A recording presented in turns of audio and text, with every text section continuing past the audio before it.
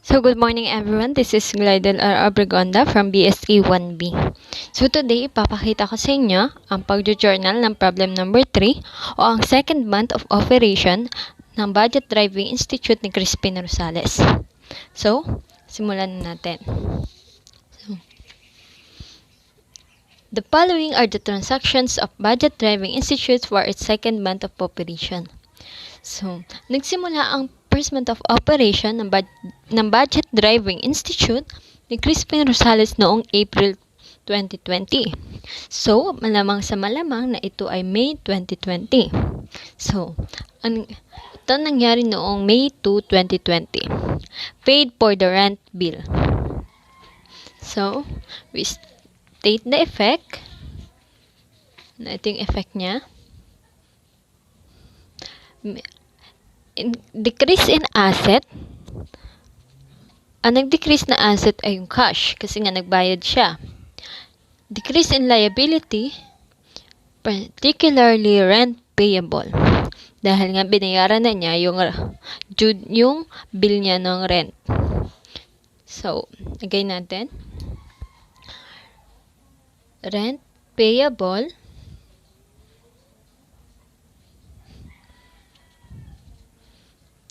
and credit cash kasi nga nagbayad siya, 'di ba?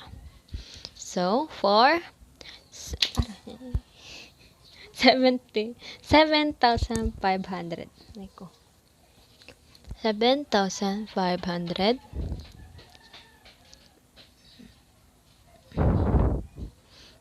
So, explanation. Payment for rent bill. Payment for rent bill.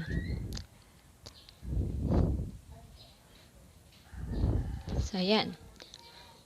Paano nalaman na 7,500 yung rent ang binayaran niya? Kung wala namang nakalagay nung May 2.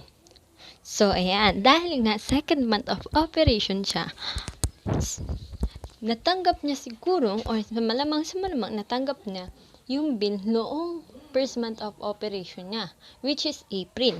So, balikan natin. So, ito yung first month of operation ng Budget Driving Institute ni Crispin Rosales. So, noong April 26 niya na-receive ang bill para sa office rent niya from lessor, yung owner ng building, in the amount of 7,500. Kaya nung binayaran niya ito, no second month of operation, nung May 2, 7,500 ang binayad niya. Kasi yun yung na-receive niyang bill. So, design natin. May 2, 2020. So, there is a decrease in liabilities, particularly rent payable. So, debit rent payable for 7,500. There's also a decrease in asset, particularly cash. So, credit cash, 7,500. Explanation, payment for rent bill. So, next, May 3. So, May 3 na tayo. Receive a bill from Cipra Motors for 3,500 repair work done on the car. So, May 3. Noong May 3 daw, naka-receive ng bill from Cipra Motors para doon sa repair work na ginawa doon sa kotse or doon sa car. So, we state the effect. No effect in asset. Increase in liabilities, particularly accounts payable. And decrease in equity, particularly repair expense. So, states na natin dito. So, ano ang ating entry? So, repair expense.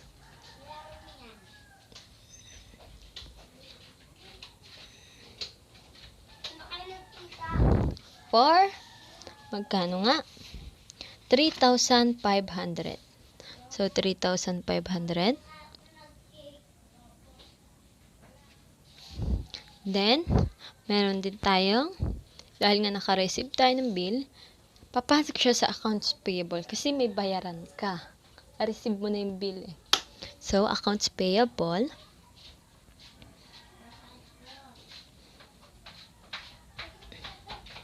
for 3,500.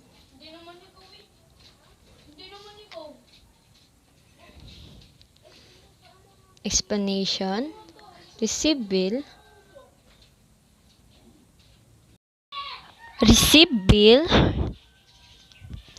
from Cifra Motors other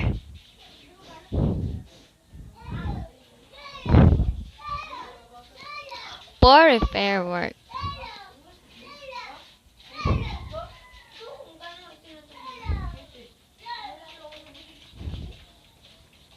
So, basahin natin.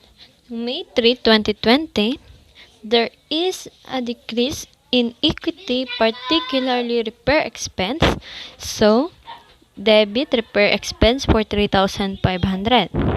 There is also an increase in liability, particularly accounts payable. So, credit accounts payable for 3,500. Explanation, receive bill from Cipra Motors for repair work. So, next na tayo. Siguro po, May 4. The owner invested 2 tax units costing 500,000. So, ayun nga, nag-invest daw yung owner ng taxi unit. So, state the effect. Increase in asset kasi nga, nag-invest siya ng cars. No effect in liabilities and increase in equity for the capital of the owner.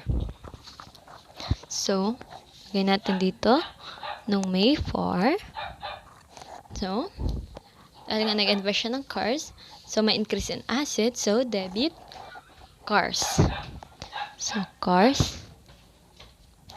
Then, credit Rosales Capital. Costing, magkano nga? 500,000 pesos. So, 500,000. Lagay natin dito.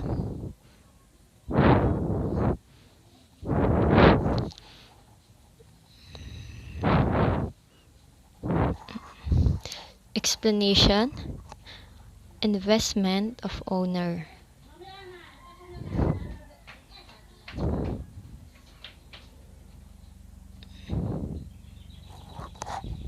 Next. Next is the May 5. So, no May 5, paid for insurance 1,500 and for taxes and licenses for 2,500. So, we state the effect ng May 5. Decrease in asset for the cash. No effect in liability and double effect in equity kasi nga meron siyang insurance expense and double effect ng decrease kasi nga para do sa insurance expense and taxes and licenses expense. So, anong entry niya? With debit taxes insurance expense muna. Anahin natin insurance expense. Debit insurance expense.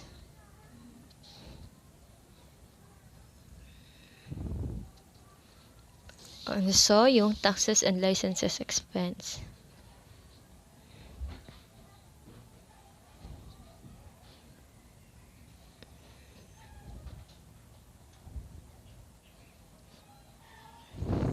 So, magkano yung insurance expense? 1,500. And then, yung taxes and licenses expense is 2,500. So, all in all, ang binayaran mo is 4,000.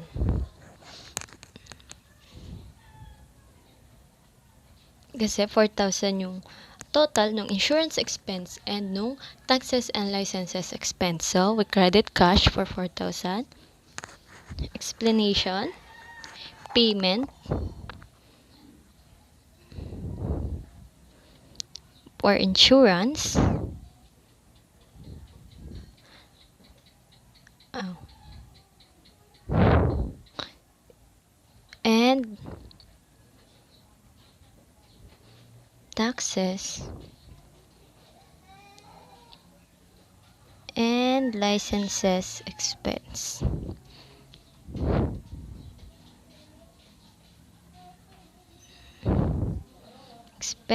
rather expense.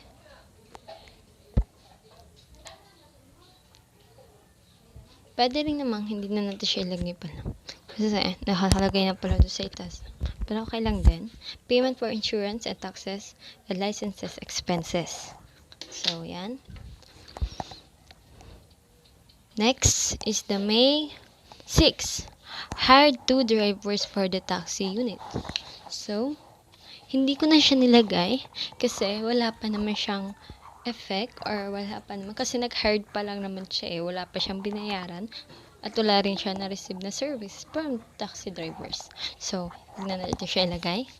Jump tayo ng May 7. So, May 7, total revenues collected 8,100 of which 3,600 came from the boundaries of the taxi units. So, nung 7 yan. Ito ang state natin effect. There is an increase in asset, particularly cash, and no effect in liability. And there is also an increase in equity, particularly boundary fees and driving fees revenues. So, entry, debit cash for 8,100. Gawin natin, 8,100. Ito pala. 8,100.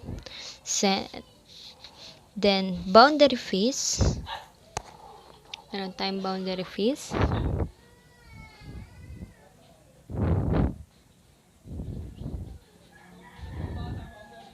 For 3,600.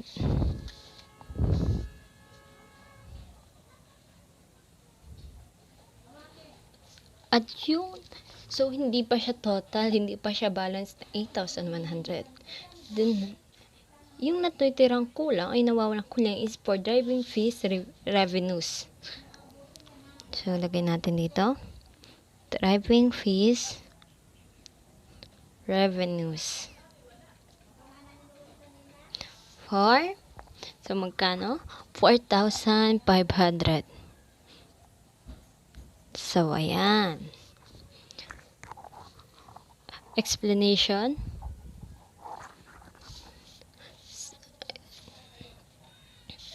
Income collected.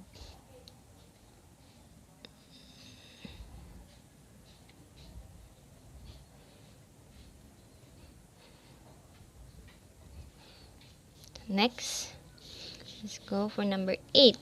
No, May 8, paid 4,500 for gas and oil. So, state the effect. Decrease in asset, particularly cash, na effect on liabilities, and decrease in equity, particularly gas and oil expense. Gas and oil expense, rather. So, May 8. So, debit gas and oil expense.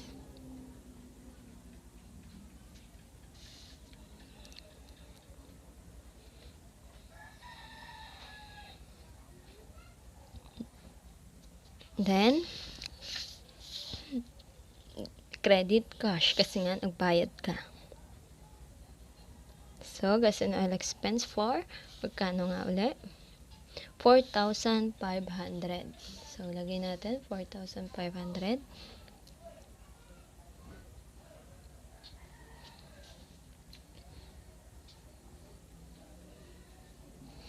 Explanation. Payment for gas and oil.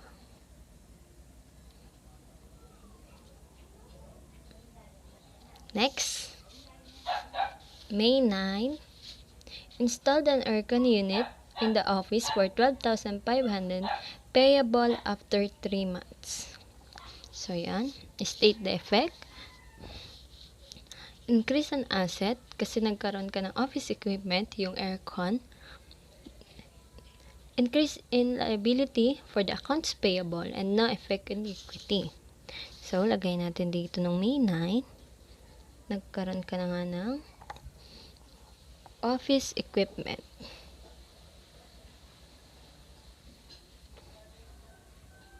So, we debit office equipment for magkano nga? 12,500. So, ayan siya. 12,500.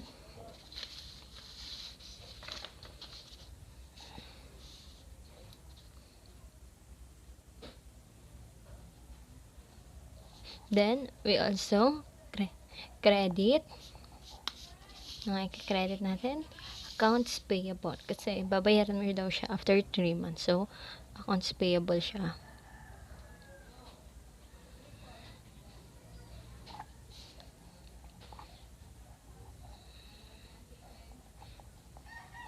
So, yan. Explanation. Installed aircon unit in office. Installed aircon unit in office.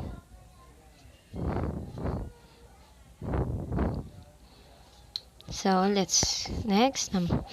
May 12 na tayo. The account customers paid in full. So, ayun nga. Sabi sa May 12, the account customers paid in full. So, nagbayad na ng buo yung customers mo na nabilan mo or hindi nagbayad para doon sa service na binigay mo. So, lagyan natin dito. May 12. State the effect.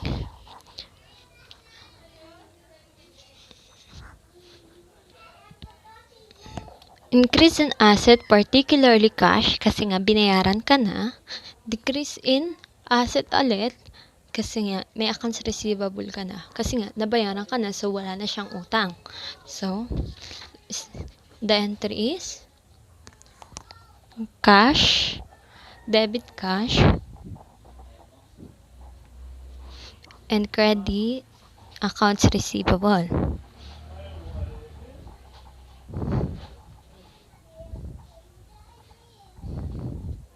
So, dahil walang naka-state na amount, kailangan mong balikan yung problem number 2 at alamin kung anong transaction doon ang may utang sa'yo, kung kailan yung nagka-utang sa'yo. So, tingnan natin yung problem number 2.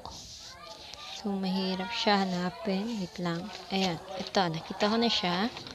So, problem number 2. Ito yun. So, yung unang nabilan mo ng accounts receivable o yung unang may billed is the transaction number 40.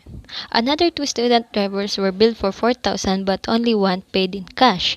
So, doon pa lang, meron ka ng 2,000. Bakit? Kasi nag-bill ka ng 2 estudyante ng 4,000. Tig 2,000 sila bale, pero isa lang ang nagbayad. So, may 2,000 ka na. Next is the transaction number 20. Driving fees of 7,000 were billed to various clients but only 50% was collected. So, meron kang nag-bill ka ulit ng clients for 7,000 pero 50% lang yung binayaran niya, which is 3,500. Dahil may 2,000 ka dito at meron ka pang 3,500, lahat sila nagbayad na sa'yo noong May 12. So, magiging entry natin is 5,500. Yes po, inad lang po natin siya. Kasi nga, inisang entry na lang natin.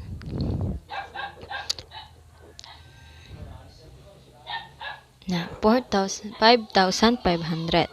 So, debit cash, 5,500. Credit accounts receivable for 5,500. So, explanation. Full payment of customers on account. Full payment of customers. So, pwede na itong full payment of customers.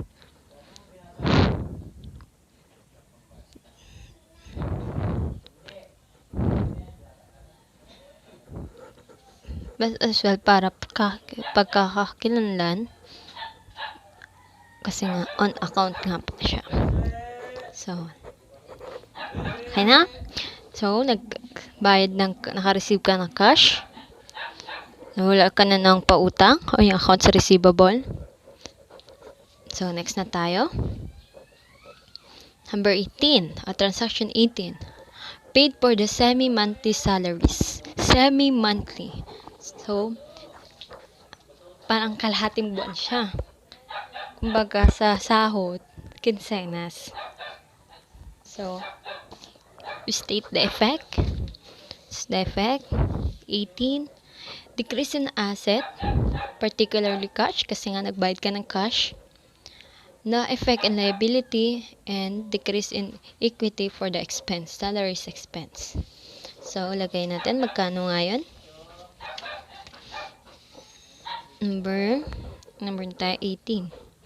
Lagay ulit natin dito yung year and month. 18. With debit salaries expense.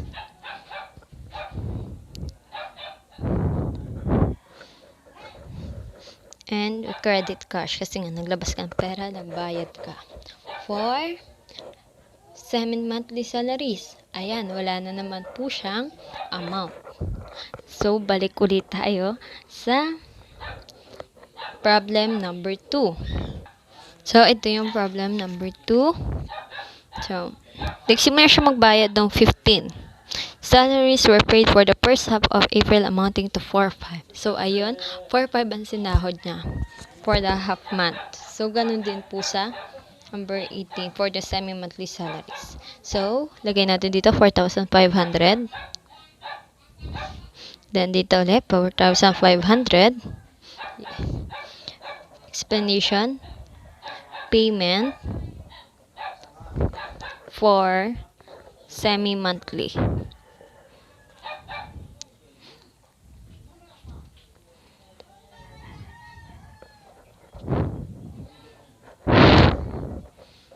Next is May 20. No May 20, a summary of revenue showed a total of 7,500 for the driving lessons, but 1,000 is still uncollected. So, meron ka pang hindi nakokolekta. Sinama rin mo na total mo na lahat yung income mo, pero may nawawala. So, anong entry niya? Ang entry niya is increase in asset for the cash, no effect in liabilities, and driving fees revenues for equity increase. Meron pa ba tayo merong accounts receivable? Kasi yung uncollected mo, papasok siya sa accounts receivable kasi hindi mo pa siya nasisingil. So, may pautang ka pa. So, papasok siya sa accounts receivable. Kaya, ang asset natin is dalawa, which is the cash and the accounts receivable. And we have the equity, the driving fees revenues. So, i-entry natin siya with debit cash and accounts receivable.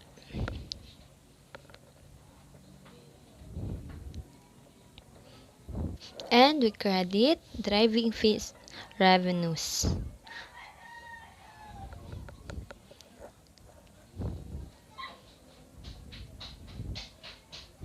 Amounting, ang amount ng cash is 6,500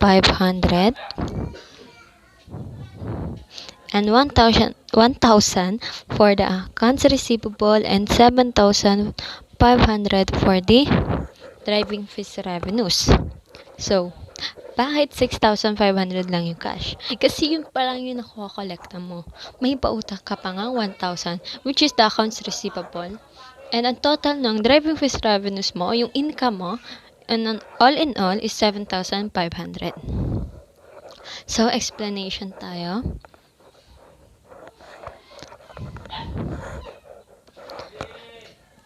Total summary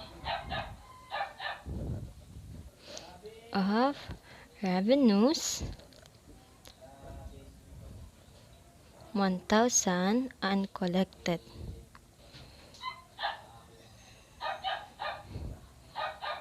Ayan.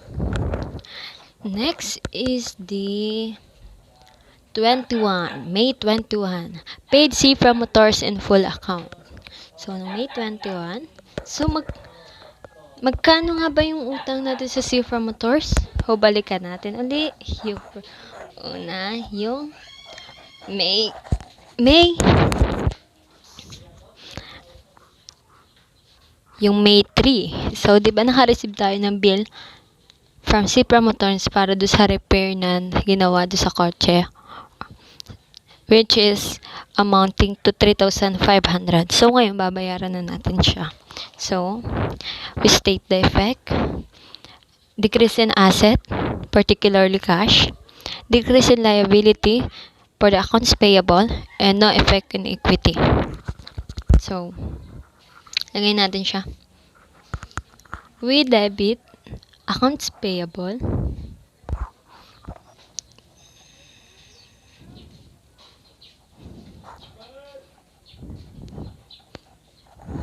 for 3,500 and we credit cash kasi nga nagbayad tayo for 3,500. Explanation. Payment in full or full payment na lang.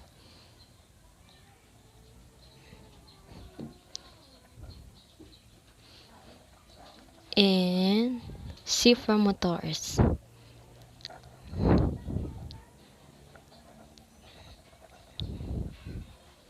Okay. Next. Number 27. Total boundaries fees collected amounted to 12,000 pesos. So, we state the effect. Increase in asset, particularly cash, kasi nga may na-receive tayong cash. No effect in liabilities, and increase in equity, particularly boundary fees revenues, kasi may income tayo. So, lagay natin dito, number 27 or transaction 27. We receive cash, so we debit cash for 12,000.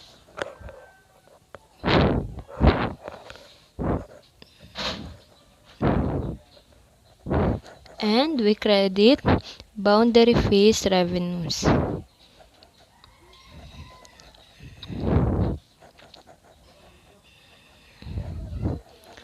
for 12,000 also. Explanation, collection of boundary. Pwede din namang income. Now I go with this collection of boundaries. Boundary na lang. Next, number 28. Kapit na tayo matapos. Paid 4,500 for gas and oil and repair of taxi units for 2,500. So, nagbayad naman ng gas and oil uli and for the repair of taxi units sa halagang 2,500. So, we state the effects. Decrease in asset, particularly cash, kasi nga nagbayad ka. No effect in liabilities, and decrease in equity, particularly gas and oil expense and repair expense. So, entry, lagay natin dito is May 28. So, lagay natin dito ay gas and oil expense. We debit gas and oil expense. Pati na rin yung repair expense kasi dalawa yung binayaran natin.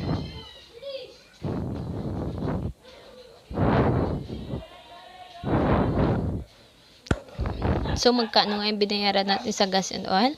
We paid for gas and oil sa halagang 4,500.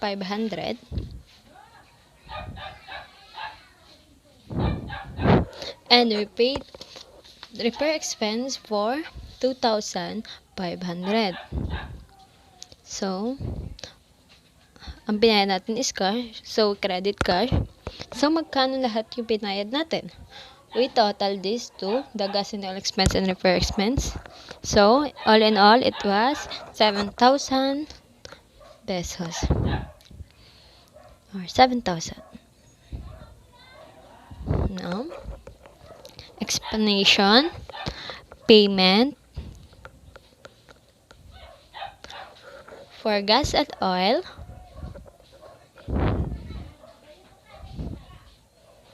and repair of taxi.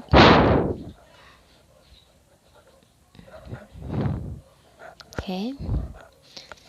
Next and lastly, paid for rental and salaries. So, nung May 31 naman, nagbayad naman ng renta at ng salary. So, we state the effect. Decrease in asset, particularly cash. Kasi nga nagbayad tayo ng cash for the renta and the salaries. So, equity, decrease in equity for the expenses, the rent expense and the salaries expense. So, ang entry niya is rent expense,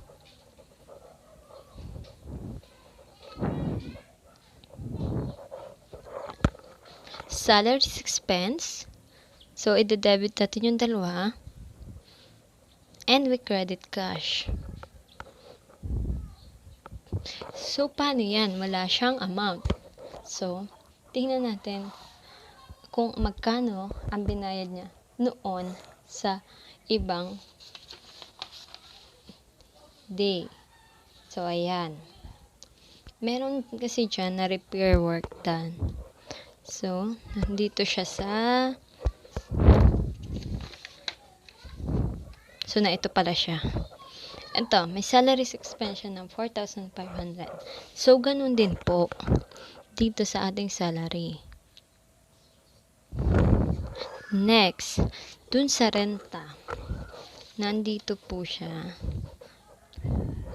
7,500. So, lagay natin dito 7,500. So, ito total natin siya kasi yun yung amount na inilabas mo, yung binayad mo. So, it was 12,000 pesos. So, explanation, payment for rent,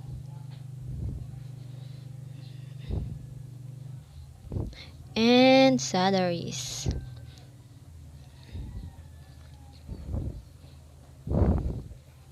So, ayan. Tapos na po tayo. Natapos natin ang second month of operation ng Budget Driving Institute ni Mr. Crispin Rosales. So, maraming salamat po sa pakikinig at pasensya na rin po sa mga outside sound. Thank you and good morning again.